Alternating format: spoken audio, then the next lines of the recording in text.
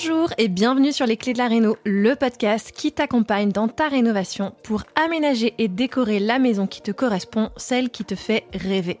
Avec cet épisode, tu t'apprêtes à écouter un extrait d'un épisode passé. S'il t'a plu, je t'invite à retrouver l'épisode dans son intégralité dans les notes de cet épisode. Et retrouve-moi aussi sur Instagram, c'est tout simplement Les Clés de la Réno pour apprécier en images ces partages de bonnes astuces et d'inspiration. Bonne écoute.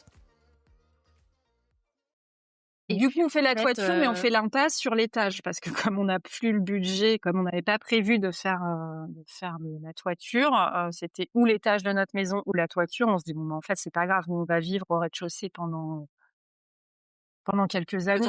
Ouais, voilà, exactement. Mais au moins, on a une toiture. Voilà. Et donc, on fait l'impasse sur l'étage, ce qui était plus cohérent, je pense. Et puis voilà, on passait quand même de 46 mètres carrés à 80. Enfin, tout allait bien, en fait. Oui, à deux, ça reste jouable. Ouais, non, franchement, oui, c'est juste une histoire d'organisation. Enfin, c'était vraiment pas un souci, quoi. Et donc voilà, on a pu avancer comme ça. Et les travaux commencent. Ouais, bah après, effectivement, beaucoup de démontage. Après, ça a été l'assainissement. Enfin, creuser tous les réseaux, en fait. Donc c'est une partie vraiment impressionnante. Et puis là, en plus, on est au cœur de l'hiver. Il y a des tractopelles partout. Il y a de la boue sur 20 centimètres. On a une réunion de chantier toutes les semaines. Et des fois, on arrive, on se dit, qu'est-ce qu'on fait là? Et donc là, vous aviez déménagé? Vous habitiez à... Là, en fait, on habitait dans un gîte qu'on avait trouvé pas très loin parce que donc la maison pas habitable. Et il faut savoir qu'ici, déjà à l'époque, très peu de location longue durée. Parce que beaucoup de locations saisonnières, Oui, c'est sûr. que dans l'idée on était parti sur 1 an de travaux, donc on s'est dit oui 1 an, emménager, ouvrir des lignes, des compteurs, on trouve un meublé et en fait on n'a pas trouvé quoi.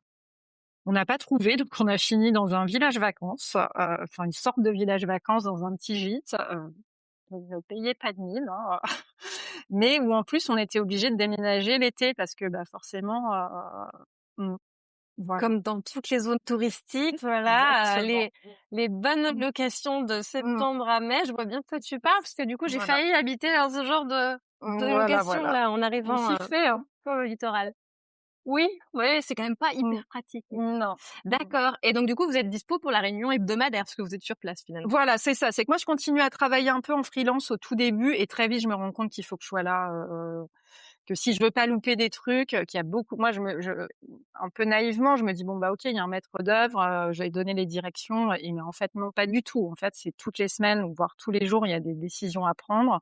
Tous les jours, il y a des questionnements. Tous les jours, il y a des surprises. Tous les jours, voilà. Et donc, je me dis: «Mais en fait, faut que je m'y consacre, 100%. Et puis surtout, en parallèle de la rénovation, il y a tout ce qui va à côté pour créer la chambre d'hôte. Donc, la communication, la déco, Oui, tout quoi, le vous site, pensez enfin voilà, c'est comme commercialisation aussi, quoi. exactement de se lancer, enfin voilà, c'est quand même une nouvelle activité à créer. Donc, comment ça fonctionne, le tourisme, les plateformes, et tout, enfin voilà. Donc quand je suis pas sur le chantier, parce que j'y passe pas non plus, enfin j'y passe tous les jours, mais ça ne m'occupe pas, je suis à côté en train de créer, ça quand j'ai internet, puisqu'effectivement, on s'est retrouvés dans des zones aussi où, quand on a dû s'éloigner l'été pour, trouver, une maison, abordable, on se retrouve dans des zones sans internet, enfin voilà, c'est un peu, mais bon voilà, c'est marrant après coup, ça fait partie de l'histoire du projet aussi, quoi. Et donc, si tu nous listes un peu tous les corps d'État qui sont intervenus, donc on a parlé du couvreur, du maçon, Ouais, terrassement, terrassement, avec voilà, l'assainissement. ouais, creuser la piscine aussi, plombier, électricien, menuisier, charpentier, ferronnier. Pour les rampes d'escalier, ce genre de choses? Exactement, ouais, exactement. Les garde-corps aussi en verre, parce qu'on a Les des fenêtres, garde-corps. ouais, des fenêtres qui donnent, qui étaient pas sécurisées.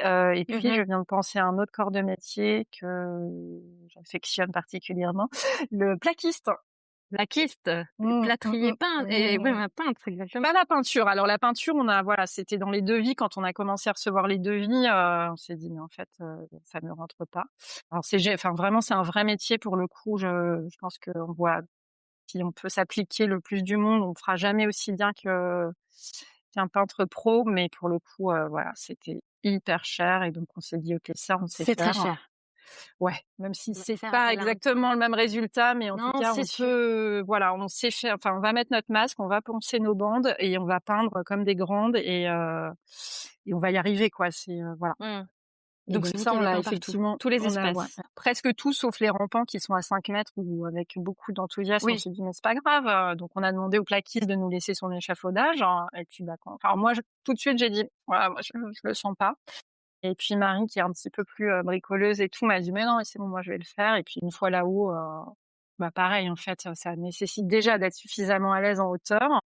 Et puis surtout, c'est des rampants avec des perches où il faut quand même un peu appuyer et tout, et Ouais. hyper compliqué, quoi. Donc là, bon, alors on s'est dit: «OK, alors on recherche, petit artisan, À nouveau. plus dispo, qui peut bosser un peu, comme ça», et donc on a fait faire les rampants, ouais. OK. Parce que D'accord. bloqué, en fait, hein. Mmh.